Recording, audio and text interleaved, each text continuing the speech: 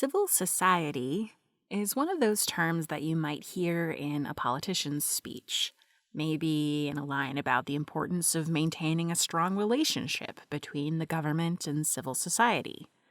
But what does it actually mean? A society that's civilized? Or maybe the part of society run by civilians rather than government agents? In fact, civil society is a little hard to define.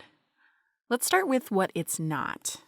It's not government or elected officials who are acting in their official capacity as representatives of the state or nation.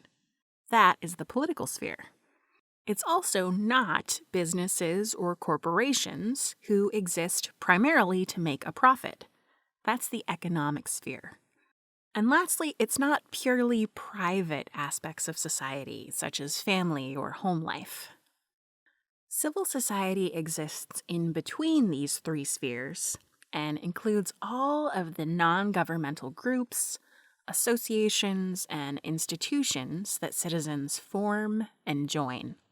If you and your friends decide to create a neighborhood cleanup club, picking up litter from the streets and planting trees in the park, congratulations!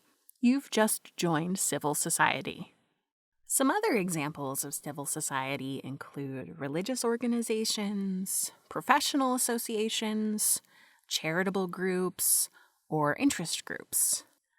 Non-governmental organizations, or NGOs, are some of the most notable actors in civil society. These include organizations like Doctors Without Borders. Some organizations overlap a bit with other spheres.